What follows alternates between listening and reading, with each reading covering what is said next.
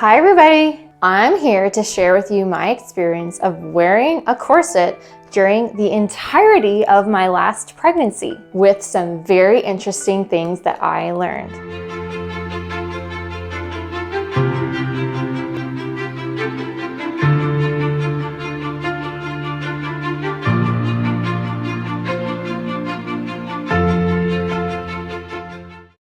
I'm Katherine, and this is my channel all about historically inspired sewing and creating. And we love corsets on this channel. Subscribe if you haven't already and if you love this kind of content. So let's jump in to the topic at hand.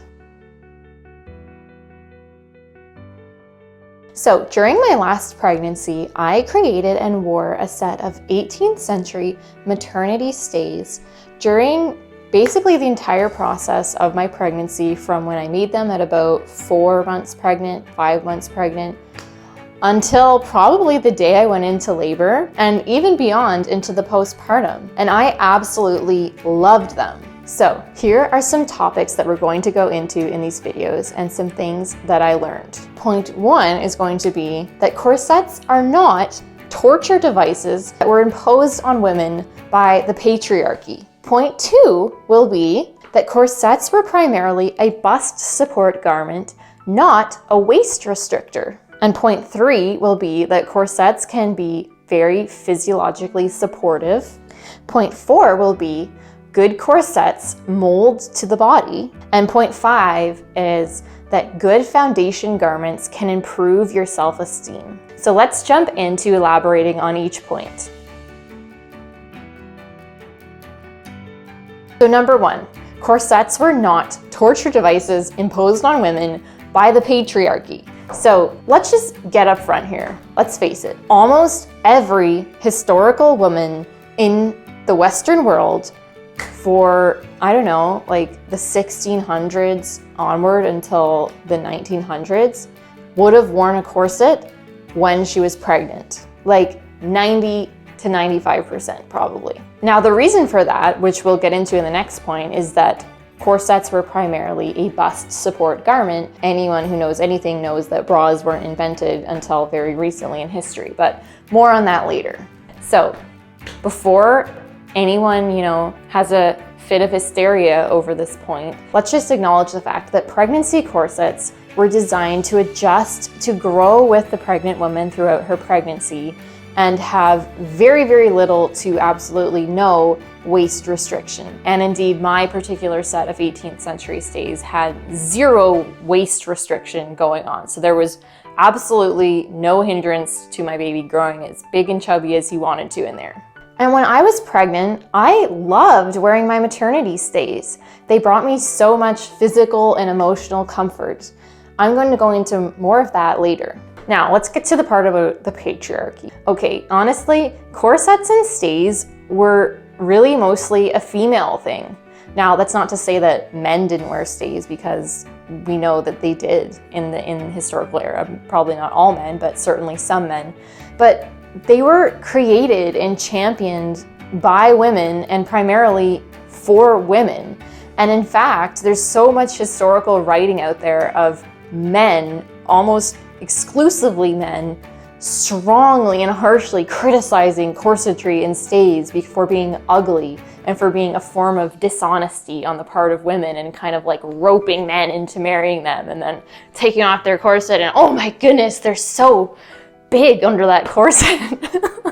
It's actually so hilarious. The men were so incensed by this. But anyway, now I'm not saying that women wouldn't have felt social pressure to wear corsets, because I'm sure they did, and that wasn't right. I think everyone should be comfortable to wear what they want to.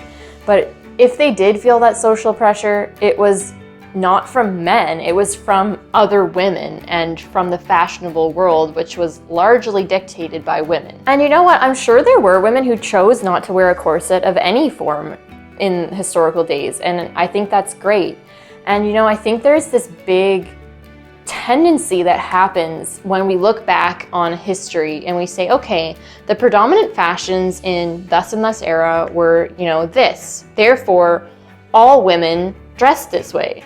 And it's only today in the modern day when we have the freedom to dress differently and express ourselves. But those poor women back then, they all just were forced into this cattle train car of fashion dictates.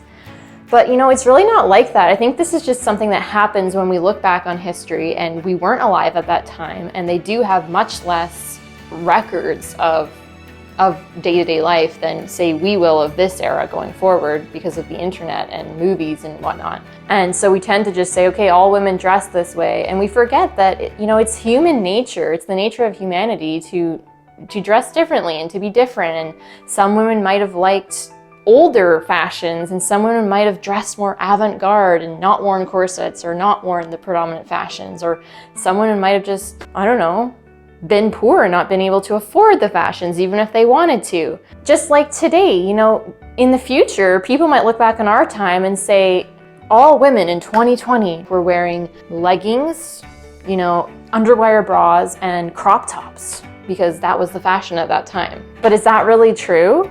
Of course not, but it's just something that happens when we look back on time periods that we're not actually a part of. And there were actually much softer, more comfortable forms of bust support that women could have chosen to wear in history, especially during pregnancy, such as jumps. And I did, in fact, make a pair of jumps during my last pregnancy.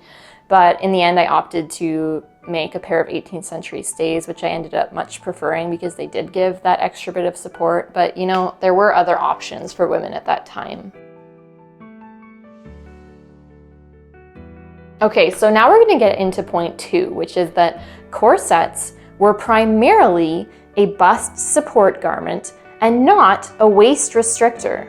I think this is another very common misconception about corsetry. It's that, corsets were just this garment intended to really tight lace a woman's waist into this very small, fashionable shape. And of course, there were corsets that were designed to reduce a woman's waist. And in some rare cases, there would be women who would tight lace their waist to be extremely small. But that was not its primary purpose. The primary purpose of the corset was to support the bust. And the reason for that is that bras were not invented until like the 1920s. Bras are not even possible without the advent of modern elasticized fabrics and things of that nature, because it's impossible to have any amount of bust support with such a narrow band size unless there's, a lot of stretchiness going on to hold it in place. Let's not even get into modern underwire, which most larger busted women do require in order for their bras to do anything at all. And it can really be incredibly uncomfortable. And I think it's so patronizing for people of this era to criticize corsetry as being uncomfortable when our main option today is underwire bras, which is really, it can be quite uncomfortable. Not always, but it can be quite uncomfortable. And honestly, having worn both corsets and bras, I can personally say that I prefer the support of a well-fitting corset to a modern underwire bra, both in terms of comfort and aesthetics. And again, just to clarify, when I wore my maternity stays during my pregnancy, there was absolutely no waist restriction going on at all, which is really what promoted me to learn this point so well. It's that corsets, especially maternity corsets, were primarily a form of bust support and not waist restriction. And indeed, the main reason I wore my stays was for the bust support. There was just no comparison in how, it slimmed my upper body when my lower body was so vast and huge, and it really just helped me feel good about myself and fit into the kind of clothes that I wanted to wear during my pregnancy. Again, not clothes that were restricting my waist, but clothes that were just more fitted on the top area, and they really helped me achieve my goals that way. And in fact, by the end of my pregnancy, it would have been impossible for my stays to reduce my waist anyway, because they simply became so short in relation to the overall length of my body. And I'm sorry that I don't have any photos of me wearing them at 9 months pregnant, only earlier when I first made them. But you can look up photos of women wearing maternity stays 9 months pregnant, and you can see that they really come up quite quite short, and they're really simply supporting the bust. And again, just to clarify, when I wore my maternity stays during my pregnancy, there was absolutely no waist restriction going on at all, which is really what promoted me to learn this point so well. It's that corsets, especially maternity corsets, were primarily a form of bust support and not waist restriction. And Now let's get into point 3, which is that corsets can be physiologically supportive. So for the past 4 years and up until I started wearing corsets, I suffered from hip and pelvic pain, which would become much worse during my pregnancies. Now, when I started wearing corsets, I was not pregnant at the time, and my hip pain disappeared and didn't come back. And I was fairly sure that I could attribute this to the corsets, but I figured that if I was pregnant again, the pain would simply come back. And indeed, I was expecting that to happen in my last pregnancy. But I was wearing my stays throughout most of the pregnancy, and I did not have any hip or pelvic pain in that entire pregnancy, other than if I would go for a few successive days without wearing my stays, the hip and pelvic pain would actually come back. And furthermore, the abdominal muscle support from my stays was tremendous. It literally made the difference between almost forgetting I was pregnant when I was wearing them to when I was not wearing them, feeling like I needed to plop my belly on a grocery cart in front of me and like push it around on a cart just to support the weight of it. It was really massive, the difference these stays made for me.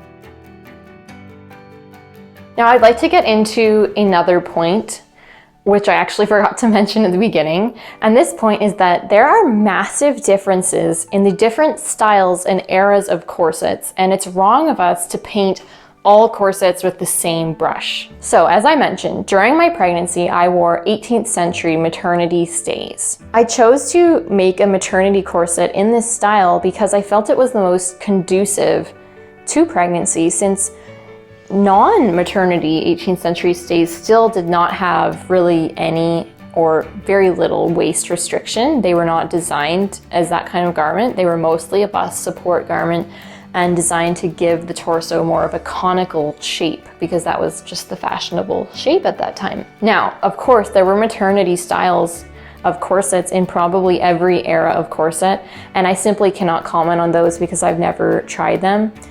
But I did feel the 18th century stays would be the most conducive because other eras have more waist restriction going on, and I didn't know how that would work with a maternity corset. I'm sure it did work, but I just went with the 18th century stays in my case.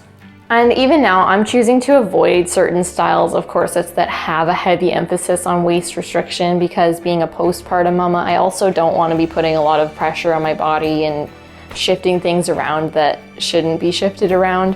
So, you know, that's the great thing about corsetry, is that, again, the emphasis does not need to be on waist restriction. Corsets can really be a very physiologically supportive garment, and a garment that supports good posture without like restricting your waist and lacing your waist down really tight. That's not what corsets are all about. For example, in another one of my videos, I created a Victorian spoon busk corset mock-up, and a spoon busk was actually a busk that was curved. It was literally designed not only to accommodate, but to actually accentuate a slight round tummy shape. And that's really very, very kind to many women's figures, including postpartum women like myself. Now let's get into the next point. Good corsets mold to the body. This is something I learned so strongly from my maternity stays experience, that they mold to the body. In fact, if I look at my stays now, months later, they still hold that shape of my pregnant belly, where the front panel curves outward where my belly was. And it's really amazing to see. And the reason for this is that the type of boning that you'd really want to use in a maternity corset is not steel. It would probably be synthetic whalebone. And synthetic whalebone, like traditional whalebone, which we no longer have available to us, it molds to the body with body heat, and it can retain that shape of your body, which is another reason why it can be so physiologically supportive, a well-fitting corset. In fact, I first made my stays using reed boning, which I definitely do not recommend for maternity corsets.